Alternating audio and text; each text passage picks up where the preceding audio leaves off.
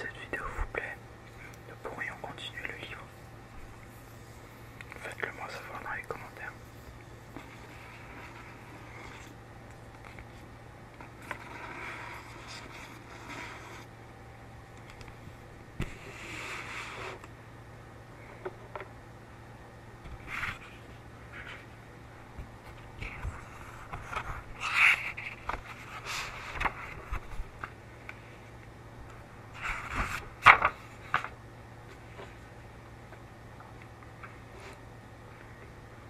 Maison d'arrêt de Tokyo.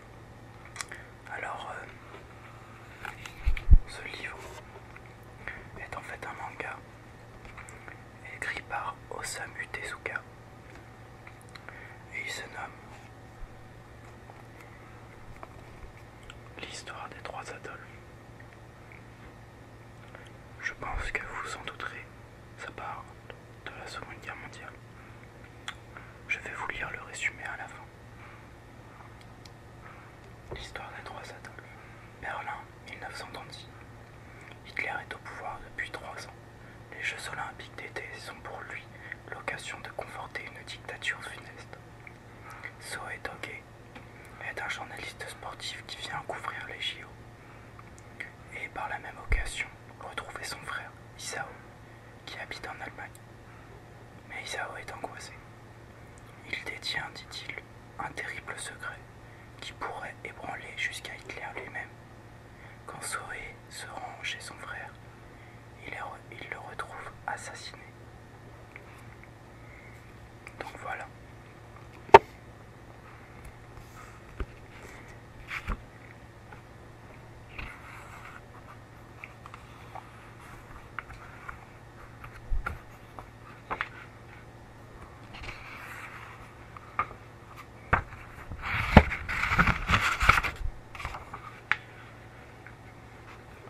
Maison d'arrêt de Tokyo, 24 octobre 1941.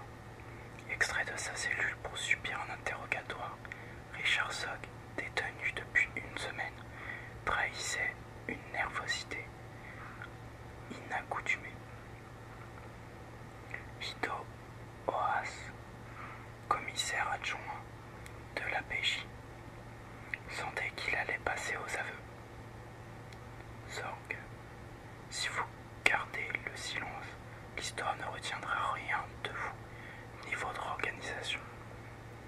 Il faudrait mieux laisser un témoignage, non? Quelle organisation? Je vous répète, je suis l'envoyé spécial de Frankfurter Zeitung. Allons, il est trop tard. Dites plutôt la vérité.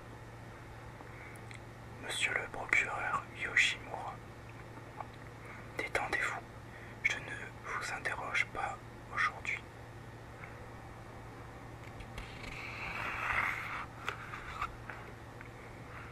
Monsieur Yoshimura, du papier s'il vous plaît, et un crayon.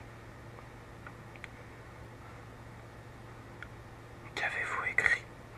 C'est de l'allemand. Je suis membre du Comintern depuis 1927. J'ai perdu. La police japonaise est la plus forte. Oui, je suis un espion communiste.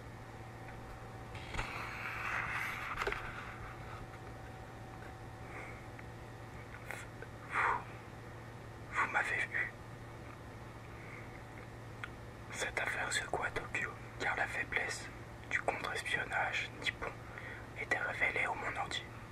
L'ambassadeur plénipotentiaire Nomura, ambassadeur Gros, même la stratégie secrète poursuivie à l'encontre des États-Unis était connue outre-Pacifique.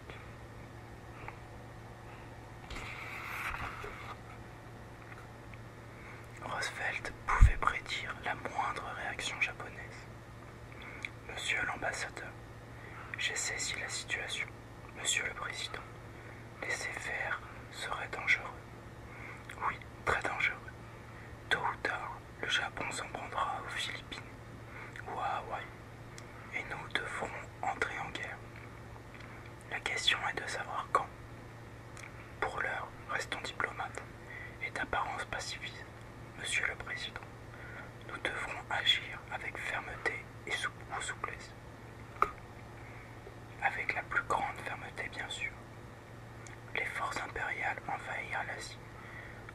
11, les États-Unis gélèrent les avoirs japonais sur leur sol et cessèrent de vendre du pétrole à l'archipel.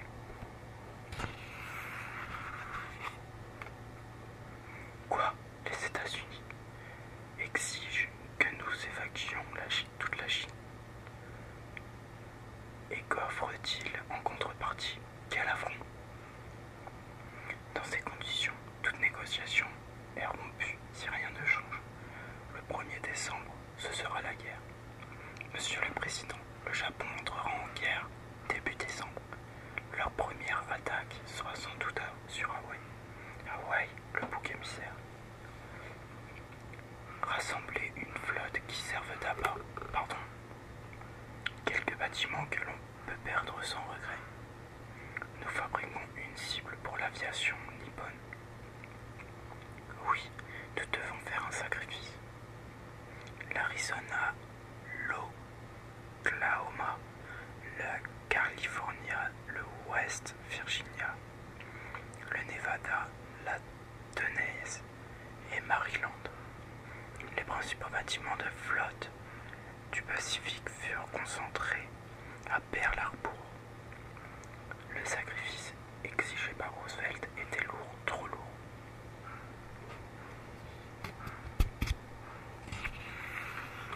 Ambassade du Japon.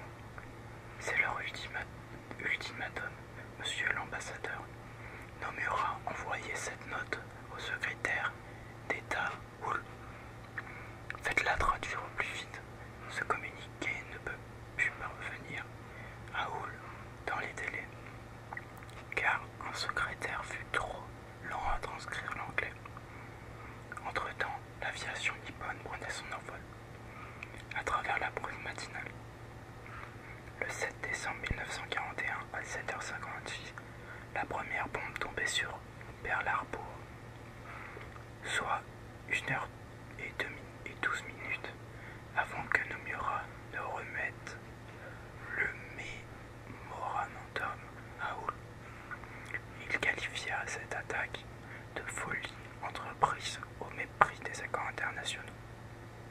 Le lendemain, 8 décembre, à 4h30 du matin, la déclaration de guerre contre les États-Unis fut annoncée à la population.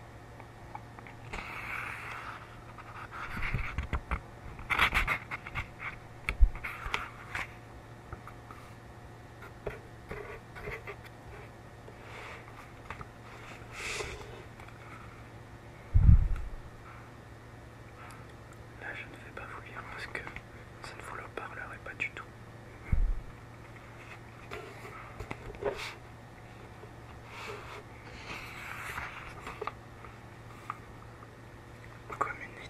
Communiqué spécial du QG des armées. À l'aube, les forces impériales ont engagé le combat dans le Pacifique. À présent, voici une allocution du chef du cabinet, le général Toro. Eh bien, nous y voilà donc. Ding dong. Bonjour. Excusez-moi de vous déranger. Mon Dieu, monsieur Toquet. Pour une surprise, c'est une surprise. Mais entrez, je vous en prie. Je suis désolé de vous déranger si tôt un jour pareil. Voilà, le pays est en grand danger. Déclarer la guerre aux États-Unis. Je suis d'accord. Avec vous ayant vécu à l'étranger, pour moi, c'est une folie. Les Japonais sont incapables de se battre si loin de leur pays. Qu'est-ce que nos soldats vont se procurer de la nourriture japonaise? Les Allemands, par exemple, ont envahi l'URSS. Ils sont en pleine débâcle. Algérie, le Japon comme l'Allemagne perdront. Désolé. Comme d'habitude, je me suis emporté. Madame Kaufmann, je voulais vous revenir sur ce dont vous m'avez parlé après les funérailles chez les Honda. Ce restaurant allemand que vous comptez ouvrir et pour lequel vous avez demandé mon aide. J'ai bien réfléchi et je suis très flatté. Accepteriez-vous d'employer quelqu'un comme moi? Mon Dieu, comme vous me faites plaisir. Je n'ai aucune expérience dans le secteur des services, mais je pourrais, à la rigueur, servir vos clients.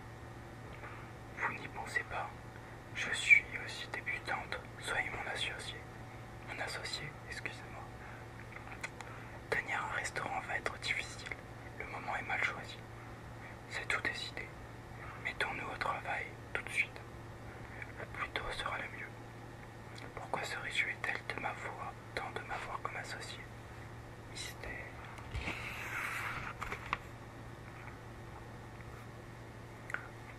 Cuisine allemande. C'est l'homme que Madame Kaufmann emploie. Madame Kaufmann va ouvrir un restaurant. Oui, la semaine prochaine. Elle servira une cuisine familiale allemande. Il faudra venir. C'est un quartier résidentiel ici. Jamais nous n'avons eu le moindre restaurant. Justement, je vous invite à venir. Nous sommes stricts sur les mœurs. Je suis membre du comité de quartier. Ah, j'oubliais. Vous voudrez bien distribuer ces prospectus. C'est bon, les voisines feront circuler les prospectus. Monsieur Toguet, asseyez-vous, goûtez cet essai. C'est le menu à 3 yens, je suppose, 50. J'attends votre avis. Eh bien, goûtons voir.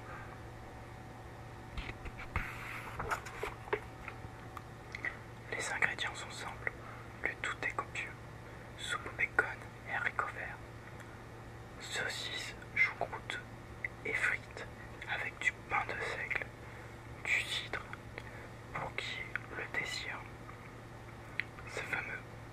Alors, c'est de la bonne cuisine familiale allemande.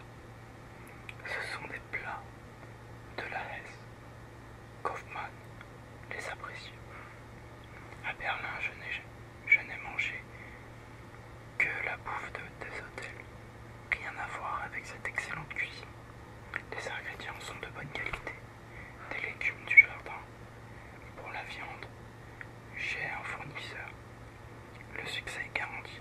Je vais disposer des prospectus au kiosque. C'est ici. Le restaurant allemand Super. Nous ne sommes pas encore ouverts. Bonjour, je vous attendais. Voici un brillant soliste du conservatoire d'Osaka. Je l'ai engagé pour jouer ici tous les jours. Vous nous jouerez du Strauss et du Brahms. Et le soir, de la musique tzigane.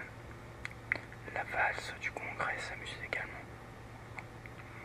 Oui, si possible, au piano. Il ne sert pas depuis des années. Qu'en pensez-vous? Il devrait faire l'affaire. Madame, un musicien n'est pas vraiment indispensable. Mais il y a de la musique pendant les repas là-bas. Pas de problème, car ce sont des airs allemands.